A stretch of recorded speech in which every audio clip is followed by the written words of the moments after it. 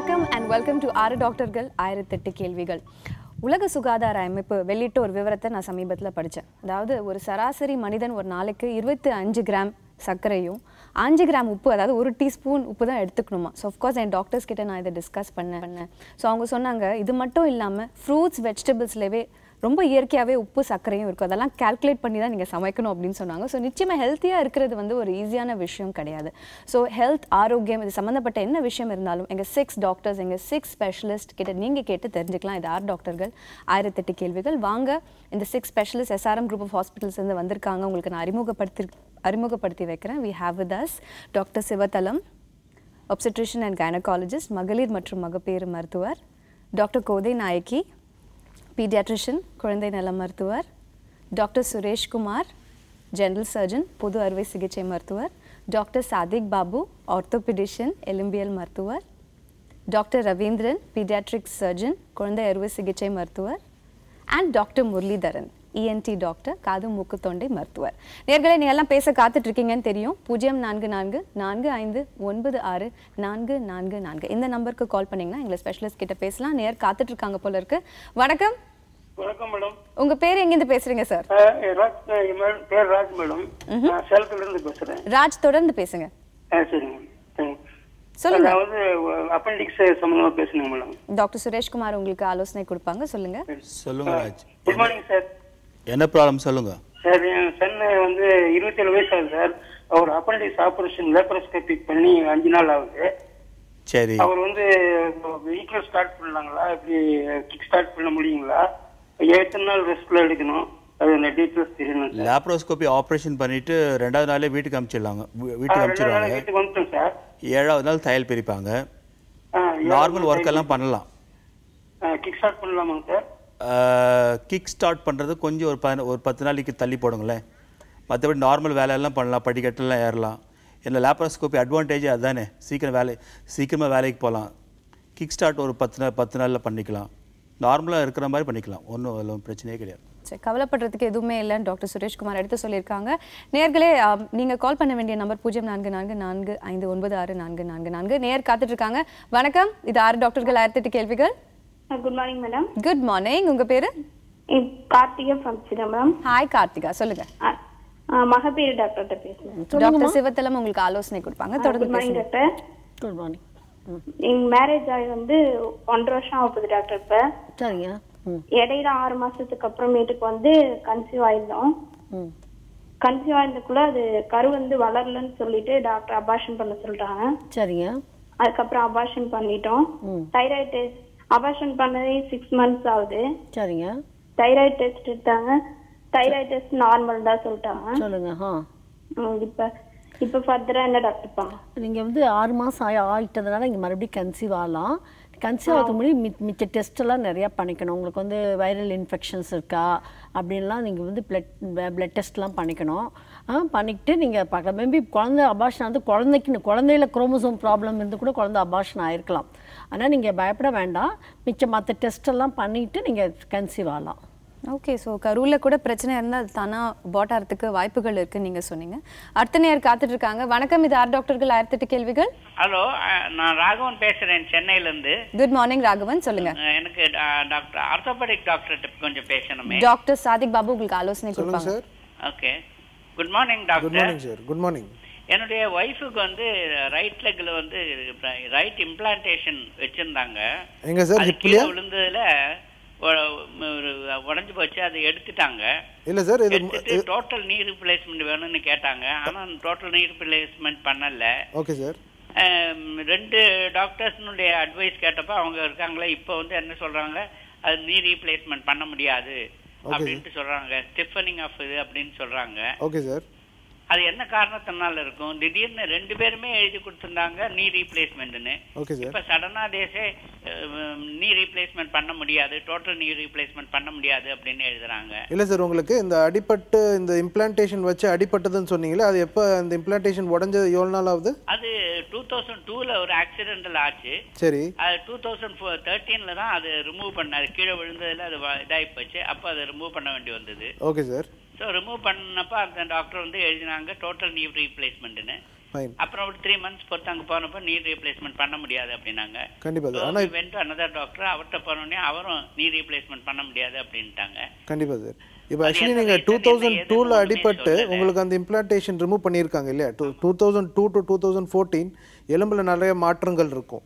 இப்போ பேசிக் க்ரைட்டீரியா வந்து உங்களுக்கு முட்டி தேய்மானம் இருந்தால் நம்ம நீ இம்ப்ளான்டேஷன் பண்ணுவோம், டிகேஆர்னு சொல்லிட்டு டோட்டல் நீ ரீப்ளேஸ்மெண்ட் பண்ணுவோம். ஆனால் உங்களுக்கு 2002 அடிபட்டு அந்த இம்ப்ளான்டேஷனில் எடுத்த போது உங்களுக்கு ஒரு சில டைம் எலும்பில் வந்து ஒரு மாற்றங்கள் ஏற்பட்டிருக்கலாம். அப்போ அதில் வந்து உங்களுக்கு ப்ரெஸ் ஃபிட், உங்களுக்கு இம்ப்ளான்ஸ் வந்து அதில் ஃபிட் ஆகாத பட்சத்தில் அது வந்து நம்ம டோட்டல் ரீப்ளேஸ்மெண்ட் பண்ண முடியாது. இல்லை ரொம்ப தேஞ்சு உங்களுக்கு ஆங்க்லோஸ் நீ அதுமாரி இருந்தால் கூட பண்ண முடியாது. அது வந்து மேற்கொண்டு நம்ம கண்டிப்பாக எக்ஸ்ரே பார்க்காம இது வந்து நம்ம கருத்து சொல்ல முடியாது சார். நீங்கள் அப்படி உங்களுக்கு ஒப்பீனியன் வேணும்னா நீங்கள் எஸ்ஆர்எம்க்கு வந்தீங்கன்னா டெஃபினட்டாக we can tell you what to do further. உங்களுக்கு கண்டிப்பாக பண்ண முடிஞ்சுன்னா வில் டெஃபினெட்லி டூ. இல்லைனா எக்ஸ்ரே கண்டிப்பாக எடுத்தாகணும் சார். எக்ஸ்ரே அண்ட் எம்ஆர்ஐ ஸ்கேன் எடுக்கிற மாதிரி வரும் நீ ஜாயிண்ட்டுக்கு, அதை எடுத்துட்டு we can give you an opinion. Okay, so x-ray எடுத்தனா என்ன ஆப்ஷன்ஸ் இருக்குன்னு தெரிய வரலாம். அவர் 2 ஒப்பீனியன் வாங்கியிருக்கார் சார், but we can't say without seeing the x-ray. Absolutely. So நிச்சயமாக ஒரு எக்ஸ்ரே எடுத்து தான் முடிவு எடுக்க முடியும்னு டாக்டர் சாதிக் பாபு எடுத்து சொன்னாங்க. அடுத்த நேயர் காத்துட்டு இருக்காங்க. வணக்கம், இது 6 டாக்டர்கள் 1008 கேள்விகள். வணக்கம் மேடம், நாங்க சாவகட்டுப்பாளையத்திலிருந்து சுதா பேசுறேங்க மேடம். குட் மார்னிங் சுதா, சொல்லுங்க. குழந்தைகளோட டாக்டர் கிட்ட பேசுங்க. டாக்டர் கோதை நாயகி உங்களுக்கு ஆலோசனை கொடுப்பாங்கம்மா, தொடர்ந்து பேசுங்க. வணக்கம் டாக்டர். சொல்லுங்க. குழந்தைக்கு 1 வருஷம் ஆச்சுங்க. 8 கிலோ தான் இருக்கிறாங்க மேடம். எப்படி இருக்கா? வெயிட் வந்து 8 கிலோ தான் இருக்கிறான். ஒரு 10 டேஸ்க்கு ஒரு தடவை ஃபீவர் வந்துருதுங்க டாக்டர். என்ன வயசு சொன்னீங்க? என்ன வயசு? 1 வருஷம் ஆச்சுங்க மேடம். 1 வருஷத்துக்கு 8 கிலோ தான் இருக்கா? சரி. ஆமாங்க மேடம். அப்புறம் 10 டேஸ்க்கு ஒரு தடவை ஃபீவர் வந்துருதுங்க, சளி பிடிச்சிக்குதுங்க. அப்புறம் குழந்தைக்கு சாப்பாடு இதெல்லாம் கொடுத்தா அப்பவே வாமிட் பண்ணிடுறாங்க மேடம். சரி, 1 வயசு குழந்தைக்கு என்ன ஸ்பெஷலா சாப்பாடெல்லாம் ஏதாவது கொடுப்பீங்களா? என்ன கொடுப்பீங்க? ரச சாப்பாடு, பருப்பு சாப்பாடு அப்படித்தானே கொடுப்பீங்க. நம்ம சாப்பிட்ற சாப்பாடு தான் 1 வயசு குழந்தைக்கு. 8 கிலோ ரொம்ப குறைச்சல் தான். நீங்க அதுக்கு போஷாக்கா சில கஞ்சி தினுசுங்க இருக்கு, போஷாக்கான கஞ்சி. நீங்க வந்து எந்த ஊர்ல இருந்து பேசுறீங்க? சாவகட்டுப்பாளையம் மேடம். ஓஹோ, ரொம்ப வெளியூர்ல இருந்து பேசுறீங்க. சரி, பரவாயில்ல. நீங்க வந்து குழந்தை ரொம்ப மெலிஞ்சிருக்கிறதுக்கு பல காரணங்கள் இருக்கலாம். யூஸ்வலா 1 வயசு குழந்தை 9 கிலோல இருந்து 10 கிலோவாவது அட்லீஸ்ட் இருக்கணும். அடிக்கடி சளி ஜுரம் எல்லாம் வருதுன்னு வேற சொல்றீங்க. இது நிறைய டெஸ்ட் எல்லாம் பண்ண வேண்டி இருக்கும்மா. மலை டெஸ்ட் பண்ண வேண்டி இருக்கும், யூரினரி இன்ஃபெக்ஷன் இருக்கான்னு பார்க்கணும், சளி இருக்கான்னு பார்க்கணும். இந்த மாதிரி எல்லாம் கொஞ்சம் கம்ப்ளீட்டாக டெஸ்ட் பண்ணி தான் இந்த குழந்தைக்கு சரிப்படுத்தணும். நீங்கள் கொஞ்சம் பக்கத்தில் இருக்கிற டாக்டர் கிட்ட கூட அழைச்சிட்டு போய் கொஞ்சம் காட்டிக்கலாம். ஓகே டாக்டர் ரவீந்திரன் நேர் காத்துட்டு இருக்காங்க. அதுக்கு மேலே குவிக்காக உங்ககிட்டயும் ஒரு ஒப்பீனியன் என்ன பண்ணலாம் டாக்டர்? இந்த அம்மா சொன்ன ப்ராப்ளம்ங்கிறது ரொம்ப காமனான ப்ராப்ளம். அதாவது குழந்தை சாப்பிட்ட உடனே வாந்தி எடுக்குது அப்படின்னு சொல்கிறாங்க. அதுக்கான முக்கியமான காரணம் என்னென்னா அம்மாவுடைய அதீத பாசம். குழந்தைய நிறைய சாப்பாடு ஊட்டி அதை சீக்கிரம் வளர வச்சிடணும் அப்படிங்கிற ஆசை. அதனால் குழந்தை வந்து 1 கப்பு தான் பால் குடிக்கணும், இவங்க 2 கப்பு பாலை கொடுத்துருவாங்க. கொடுத்தோன்னா வயிற்றில் இடம் இல்லாமல் அது வெளியில் வந்துடும். இதுதான் முக்கியமான காரணம். இதுக்கு என்ன ரொம்ப சிம்பிளான தீர்வுனாக்க, நீங்கள் கொடுக்குற ஆகாரத்தையே கொஞ்சம் கொஞ்சமாக பிரித்து 2 மணி நேரத்துக்கு ஒரு தடவை கொஞ்சம் கொஞ்சமாக கொடுத்தாலே இந்த ப்ராப்ளம் செட்டில் ஆகிடும். ஓகே, ஸ்ப்ளிட் பண்ணி கொடுங்க, ஒரு நாள் பண்ணி கொடுங்க. ஓகே, அடுத்த நேர் காத்துட்டு இருக்காங்க. வணக்கம், இது 6 டாக்டர்கள் 1008 கேள்விகள். Hello hello, good morning. உங்க பேரு? குட் மார்னிங், நான் ஷாலினி, திருச்சியில இருந்து. ஷாலினி, தொடர்ந்து பேசுங்க. ENT டாக்டர் கிட்ட பேசணும்.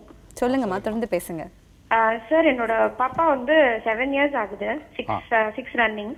அவ வந்து தூங்கும்போது மூக்குல இருந்து சத்தம், கொரட்டை மாதிரி கேக்குது.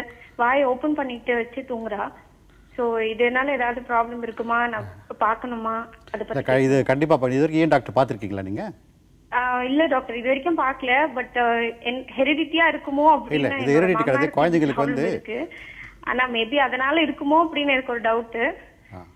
வாயால மூச்சு விடுறது அடிநாடு ஒரு கண்டிஷன் இருக்கு. மூக்கு பின்னாடி ஒரு சதை இருக்கும், தொண்டையில் டான்சில் இருக்கும். 2மே இருந்து பெருசாச்சுன்னா வாயால் மூச்சு விடுவாங்க, கொரட்டை சத்தம் வேறு வரும்.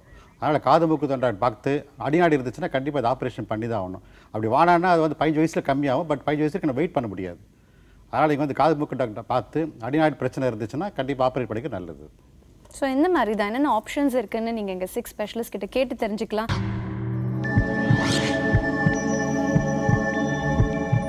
இது ஒரு லைவ் கன்சல்டேஷன் ரூம். 6 ஸ்பெஷலிஸ்ட் உங்களோட பேச காத்துட்டு இருக்காங்க.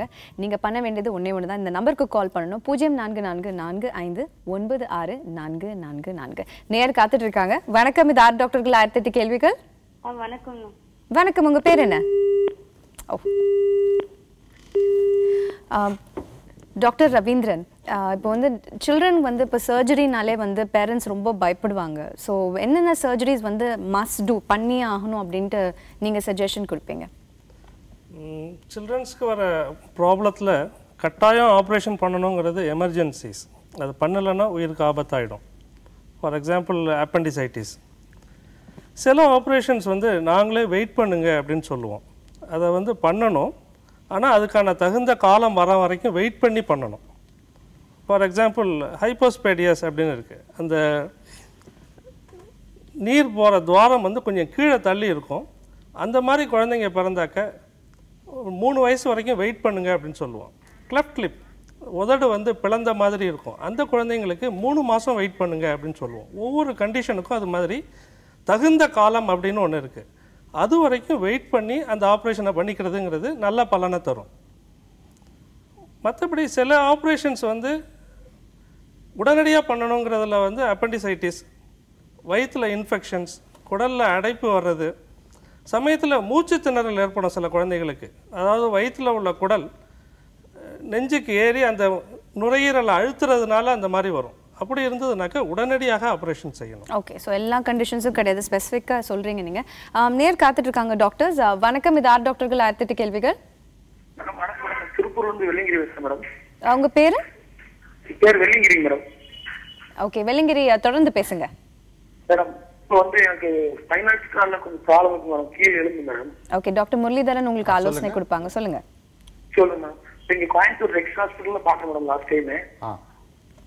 அவங்க சொன்னாங்க சார், இப்போ வந்து வலி வந்து அதிக வெயிட் தூக்குனா இந்த வலி வருது, அதான் நீங்க வெயிட் தூக்க வேண்டாம் அப்படின்னு சொன்னாங்க சார். வலி எங்க வருது வெயிட் தூக்குனா? சார் பையன் பின்னாடி முதுகுலிங்க சார், முதுகு தண்டுவாக்கலிங்க சார். ஓகே, டாக்டர் சாதிக் பாபு உங்களுக்கு ஆலோசனை கொடுப்பாங்க, சொல்லுங்க. சொல்லுங்க சார். சார் இப்போ வந்து sir Coimbatore Rex hospital last time பார்த்தேன் சார். சரி. 2-3 வருஷத்துக்கு முன்னாடி பார்த்தேங்க. அவங்க சொன்னது வந்து சார் எலும்பு வந்து பின்னாடி கடைசி இருக்கிற கடைசி எலும்பு வந்து கொஞ்சம் வெளியே வந்துருச்சு. அது காரணம் வந்து பிரிவெளியே வெளியே வந்திருக்கலாம், அல்லது வெயிட் அதிக வெயிட் மேல தூக்கி இருக்கலாம். அப்படி இல்லைன்னா வண்டி ஓட்டி வண்டி சரியா ஆக்சிடென்ட் ஆயிருந்தாலுமே அந்த எலும்பு வெளியே வர சான்ஸ் சொன்னாங்க. இப்போ உங்களுக்கு என்ன பிரச்சனை சார்?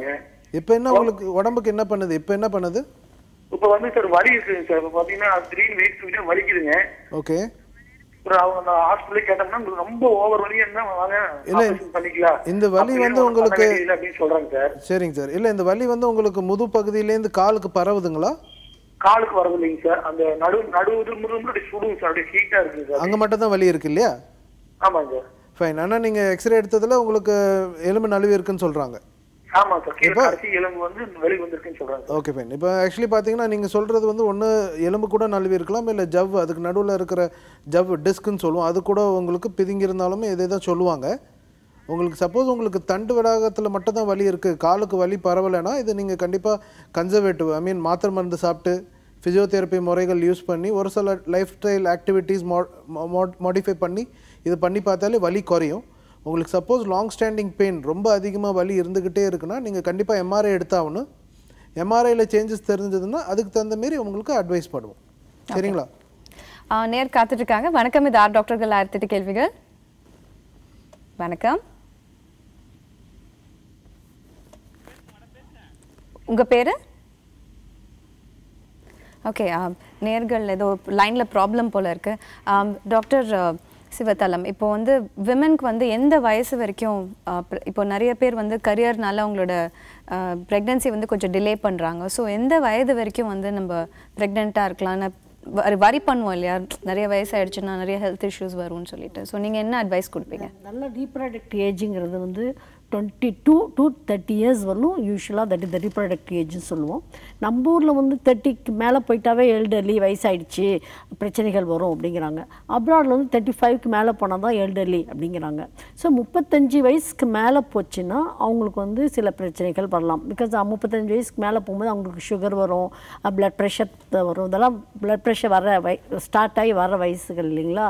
அதனால் அந்த மாதிரி பிரச்சனைகள் வரலாம். இல்லைன்னா அவங்களுக்கு வந்து அந்த அதனால் வந்து ரீப்ரொடக்டிவ் ஏஜ்னாவே நமக்கு வந்து இந்த 30 வயசுக்குள்ளனா கொஞ்சம் பிரச்சனைகள் ரொம்ப வராது. ஓகே, நேர் காத்துட்ருக்காங்க. வணக்கம், இது ஆர் டாக்டர்கள் 1008 கேள்விகள். வணக்கம். ஹாய், உங்கள் பேர் எங்கேருந்து பேசுகிறீங்க? என்னோட நேம் சிந்து, மாங்காட்டிலேருந்து பேசுகிறேன். சிந்து, கொஞ்சம் சத்தமாக பேசலாமே. அதான் என்னோட நேம் சிந்து, மாங்காட்டிலேருந்து பேசுகிறேன். தொடர்ந்து பேசுங்க சிந்து. இப்போ கேட்குதாங்க? இப்போ நல்லா கேட்குதுமா, சொல்லுங்கள். அதான் இப்போ வந்து மருத்துவர்கிட்ட பேசணும். டாக்டர் சிவத்தலம் உங்களுக்கு ஆலோசனை கொடுப்பாங்க, சொல்லுங்க. 5 மந்த்ல நேற்று தாங்க ஸ்கேன் பண்ணோம். ஸ்கேன் பண்ணதுல வந்து குழந்தையோட ஒரு கை மடங்கிருக்குன்னு சொல்லியிருக்காங்க. சொல்லுங்க. அது வந்து இன்னும் 2 நாள் கழிச்சு திரும்ப ஸ்கேன் பண்ணி பார்க்கலாம். குழந்தையே வந்து மாதிரி வச்சிருக்கா, இல்ல அந்த ப்ராப்ளம் ஏதாவது இருக்குமான்னு சொல்லி பார்க்கலாம்னு சொல்லியிருக்காங்க. இது வந்து எந்த மாதிரி ப்ராப்ளம்? கை எப்படி இருக்கா? கை மடங்கி இருக்காமா? கை கொஞ்சம் மடக்கி வச்ச மாதிரி இருக்கு சொல்லியிருந்தாங்க. ஆனா 3 மந்த் ஸ்கேன்ல பார்க்கும்போது கையெல்லாம் நல்லா தான் இருந்துச்சுன்னு சொன்னாங்க. அந்த இது கை அப்பவே வந்திருந்தது. 5 months ஸ்கேனில் வந்து சொல்கிறாங்கன்னா நீங்கள் பயப்பட வேண்டாம். இப்போலாம் 3D ஸ்கேன் 4D ஸ்கேன்லாம் வந்துடுச்சு. நீங்கள் அதில் பண்ணி பார்த்தீங்கன்னா அனாமலிஸ் ஏதாவது இருக்கான்னு கரெக்டாக சொல்லுவாங்க. 5 மாதத்தில் வந்து கரெக்டாக அனாமலிஸ் ஸ்கேன் பண்ணுற டைம் தான் இப்போது. அக்யூரேட்டாக தெரியும்னா 3D ஸ்கேன் 4D ஸ்கேன்லாம் வந்துடுச்சு இப்போது. அதை பண்ணி பார்த்துட்டு நீங்கள் டிசைட் பண்ணிக்கலாம். ஓகே, ஸோ கவலைப்படுறதுக்கு ஒன்றும் இல்லை. 5 months தான் ஆகுது, இன்னும் நிறைய இருக்குது ப்ரெக்னன்சியில். ஸ்கேன்ஸ் எல்லாம் வந்திருக்கு, ஸோ பார்த்து தான் டிசைட் பண்ணணும். அடுத்த நேர் காத்துட்ருக்காங்க. வணக்கம், இது ஆர் டாக்டர்கள் 1008 கேள்விகள். கலீல் பாய்ங்க. உங்கள் பேர்? கலீல் பாய். ஓகே கலீல், தொடர்ந்து பேசுங்க. கலீல், உங்களுக்கு என்ன பிரச்சனை சொல்லுங்க. வயிற்றுவலிமா, நான் 1 வாரமா வயிற்றுவலி இருக்குது, தாங்க முடியல. ஓகே, டாக்டர் சுரேஷ்குமார் உங்களுக்கு ஆலோசனை கொடுப்பாங்க, சொல்லுங்க. கலீல் பாய், என்ன பண்ணது சொல்லுங்க கலீல் பாய். சார், காலையில் நான் டீ கடை வச்சுங்க சார். 4 மணிக்கு எழுந்தா கண்ணு கட்டு சார், ஒரே வயிற்றுனோம் சார். எத்தனை நாளாக இருக்கு? 1 வாரமா சார். 1 வாரத்துக்கு முன்னாடி போன மாதம் போன வருஷம்? இல்லை சார், இப்போதான் 1 வாரமா இருக்கு, தாங்க முடியல. வாந்தி வருதுங்களா? இல்லை, கண்ணு தெரியல சார், கண்ணு கட்டுது சார். கண்ணு கட்டுதா? ஆமாம், கண்ணே ஒரே இருட்டா இருக்கு, வயிற்றுனோம். சரி, வயிற்று வலிச்சு மோஷன் போதா? வயிற்று இல்லை, காலையில் 4:30 6 மணி வரைக்கும் வயிற்று வரைக்கும், அப்புறம் விட்டு போய் சார். காலையில் 4 மணிக்கு எழுந்திப்பேன், 6 மணி வரைக்கும் இருக்கு, அப்புறம் விட்டுருது. வேற ஏதாவது ஸ்மோக்கிங் பழக்கம் மாதிரி ஏதாவது இருக்கா உங்களுக்கு? எதுவுமே கிடையாது சார். டீ கடை வச்சிருக்கேன், சூடா இருக்க மாதிரி தான் கேட்குறேன். டீ கடை வச்சுக்கிறேன். நீங்கள் சொல்கிற ப்ராப்ளம் வந்து கொஞ்சம் வேகா இருக்கு. எங்கே வயிற்று வலிக்குது? மேல் வயிறு வலிக்குதா, அடி வயிறு வலிக்குதா? மேல வயிற்றுல. சாப்பிட்டா வலி அதிகமாகுதா? இல்லை சார், காலையில தான் 4:00 to 6:30 வரைக்கும் 2 hour வயிற்று வலிக்கு. காலங்காத்தால வெறும் வயிற்றுல வலிக்குது அப்படின்னா மோஸ்ட் ப்ராபப்ளி வந்து அல்சர் வயிற்று வலியாக கூட இருக்கலாம். அதனால வந்து நீங்கள் வந்து 2 டெஸ்ட் கட்டாயம் பண்ண வேண்டியது இருக்கும் சார். ஒன்று வந்து எண்டோஸ்கோப்பி பண்ணணும், வாய் வழியாக டியூப் விட்டு. அது பயப்படுறதுக்கு ஒன்றும் இல்லை, சாதாரண டெஸ்ட் தான். எண்டோஸ்கோப்பி பண்ணிவிட்டு வயிற்றில் வந்து அல்சர் இருக்குதான்னு பார்க்கணும். அல்சர் இருக்கிறதுக்கு சான்சஸ் அதிகம். ரெண்டாவது வந்து ஸ்கேன் பண்ணி பார்க்கணும், அல்ட்ராசவுண்ட் ஸ்கேன். அதில் பித்தப்பையில் கல் ஏதாவது இருக்குதான்னு தெரியும். இது 2ம் பண்ணி பார்த்துட்டோம்னாக்கா அது தகுந்த மாதிரி வைத்தியம் பண்ணோம்னா உங்களுக்கு வயிற்று வலி போயிடும். ஆனால் வயிற்று வலிக்கும் உங்கள் மயக்கத்துக்கும் சம்மந்தம் கிடையாது. ஓகே, ஸோ வயிற்று வலிக்கும் மயக்கமுக்கும் எந்த சம்மந்தம் இல்லைன்ட்டு டாக்டர் சொன்னாங்க. இந்த மாதிரி தான் பல துறைகள்லேருந்து நீங்கள் எங்கள் டாக்டர்ஸ் கிட்ட பேசலாம். தகுதியான மருத்துவ நிபுணர்களை நீங்கள் இங்கே சந்திக்கலாம். நீங்கள் செய்ய வேண்டியது ஒன்று தான், கால் பண்ணணும். இந்த நம்பருக்கு 0444969444. இந்த நம்பருக்கு கால் பண்ணினா எங்கள் 6 ஸ்பெஷலிஸ்ட் கிட்ட நீங்கள் பேசலாம். வணக்கம், இது ஆர் டாக்டர்கள் 1008 கேள்விகள். ஹாய், வணக்கம் மேடம். வணக்கம், உங்கள் பேர் என்ன? என் பேர் நளினிங்க, திருப்பூர்லேருந்து பேசுகிறேன். தொடர்ந்து பேசுங்க நளினி. நான் எலும்பியல் டாக்டர்லேருந்து பேசுகிறேங்க. டாக்டர் சாதிக் பாபு உங்களுக்கு ஆலோசனை கொடுப்பாங்க, சொல்லுங்க. என் ஹஸ்பண்டுக்கு முதுகுல வலின்ட்டு எம்ஆர்ஐ ஸ்கேன் பண்ணாங்க. அதில் வந்து disc L4 and L5 disc விலகிச்சு, ப்ரொலாப்ஸ்ன்னு வந்ததுங்க. அப்புறம் வந்து L5 சாக்ரிலைசேஷன் ஏதோ இடுப்பில் ஏதோ வலி, ரொம்ப நாளாக கஷ்டப்படுறாரு, 3 மாசமா. அதாவது குனிய முடியலைங்க, வேலை நடக்கிறதுக்கெல்லாம் ரொம்ப கஷ்டப்படுறாரு. காலில் கொஞ்சம் அந்த வலி இருக்கு டாக்டர். அதுக்கு சரியாகுங்களா டாக்டர்? இல்லை ஆப்ரேஷன் பண்ணணுங்கிறாங்க. இல்லைம்மா இது நீங்கள் இந்த ஸ்கேன் எடுத்து எவ்வளோ நாள் ஆகுது? அது எடுத்து 1 மாதம் ஆச்சு டாக்டர். 1 மாதம் ஆயிடுச்சு. இந்த வலி வந்து உங்களுக்கு தொடர்ந்து இருக்கா இல்லை ஏதாவது பண்ணும்போது வலி குறையறதுக்கு வாய்ப்பு இருக்கா? இப்போ படுக்கும் போது வலி கம்மியாகுதுங்களா? ரெஸ்ட்ல இருந்தா நல்லா இருக்காரு டாக்டர். அவரோட ஜாபுக்கு போயிட்டு மேலே ஏறி ஏதாவது வேலையெல்லாம் செய்தா ரொம்ப கஷ்டப்படுறாரு இல்லைங்களா? இப்போ வந்து நீங்கள் சொன்ன எம்ஆர்ஐ ரிப்போர்ட் படி பார்த்தீங்கன்னா உங்களுக்கு L4 L5 டிஸ்க் வந்து உங்களுக்கு ப்ரொலாப்ஸ் இருக்குது. ஸோ ப்ரொலாப்ஸுங்கும் போது அது என்ன ஆகுதுன்னா L5 வந்து சாக்ரிலைசேஷன் ஏதோ சொன்னாங்க. அது ஒன்றும் பிரச்சனை இல்லைம்மா. சாக்ரிலைசேஷன் வந்து ஒரு சில பேருக்கு இயல்பாக இருக்கும். L4 L5 டிஸ்க் ப்ரொலாப்ஸ்ன்னு சொல்கிறீங்க இல்லையா, அது வந்து உங்களுக்கு அந்த தண்டு வடாகத்தையோ இல்லை அந்த நரம்பியோ போய் அழுத்தும் போது உங்களுக்கு அது ரிலேட்டட் பெயின் கொடுக்கும். உங்களுக்கு கால் வலி பரவுறது இல்லை காலில் மறுத்து போகிறது. இது உங்களுக்கு தொடர்ந்து இருக்குதுன்னா உங்களுக்கு கண்டிப்பாக இது வந்து ஃபஸ்ட்டு ஃபிசியோதெரப்பி கொடுத்து பார்ப்போம். இது நீங்கள் ஹாஸ்பிட்டலில் அட்மிட் ஆகி நீங்கள் ஒரு 1 வீக் ஃபிசியோதெரப்பி வச்சு பார்த்துட்டு அதில் பெயின் குறையலன்னா வேறு ஒரு டெக்னிக்ஸ்லாம் நம்ம அப்ளை பண்ணலாம். இதிலே ஊசி தண்டு வடாகத்தில் ஊசி போட்டு கூட வலியை குறைக்கலாம். அப்படி அதுலேயும் சரியாகலைன்னா ஃபைனலாக நம்ம சர்ஜரி போகலாம். அதிலே இப்போ நிறைய மின்மேலே இன்வேசிவ் சின்ன இன்சிஷன் போட்டு பண்ணுற சர்ஜரிஸ்லாம் நிறைய வந்திருக்கு. இது நீங்கள் ஒன்றும் பயப்பட தேவையில்லைம்மா. நீங்கள் கண்டிப்பாக அருகில் உள்ள ஆர்த்தோபீடிக் சர்ஜனோ இல்லை ஸ்பைன் சர்ஜனையோ போய் கன்சல்ட் பண்ணிங்கன்னா அவங்க மேற்கொண்டு சொல்லுவாங்க என்ன பண்ணணும். டாக்டர் சாதிக் பாபு, நளினி வந்து ரொம்ப டென்ஸாக இருந்தாங்க, ரொம்ப பயப்படுறாங்க. அதாவது இந்த மாதிரி ஒரு ப்ராப்ளம் இருக்குது, இனிமேல் வேலை செய்ய முடியுமா? இல்லை கண்டிப்பாக. ஆக்சுவலி பார்த்தீங்கன்னா பேக் பெயின்னாலே ஒரு டிசபிலிட்டி கொடுக்கக்கூடிய ஒரு பெயின். ஸோ நிறைய பேர் அது ஒரு பயம் வரும் அவங்களுக்கு. But most of the back pains பார்த்தீங்கன்னா ஒரு 80 to 90% பேக் பெயின்ஸ் வந்து 2 வீக்லேயே ரிசால்வ் ஆகிடும். If you give it under proper rest. நிறைய பேர் ப்ராப்பர் ரெஸ்ட் கொடுக்கறது கிடையாது, அதான் problem. Okay Nalini, don't worry, எல்லாமே சரியா போயிடும்.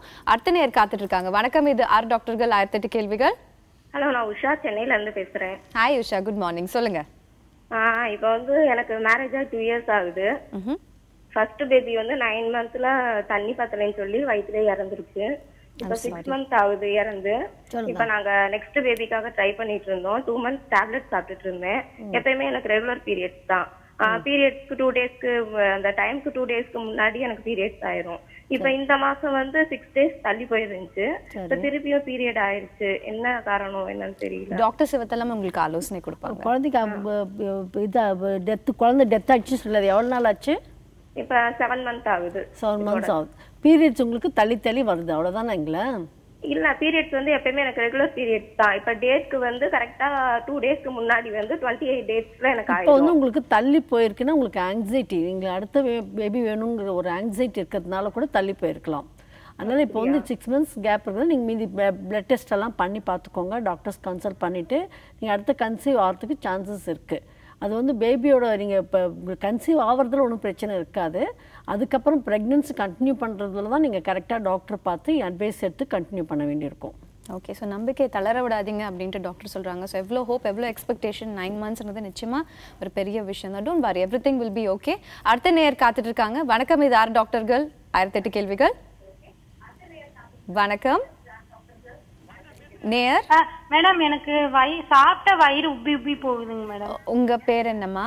வனஜா மேடம். வனஜா, டிவி வால்யூமை கொஞ்சம் கம்மி பண்ணா நல்லா இருக்குமே. சரிங்க மேடம். தேங்க்யூ வனஜா. சொல்லுங்க வனஜா, உங்களுக்கு என்ன பிரச்சனை?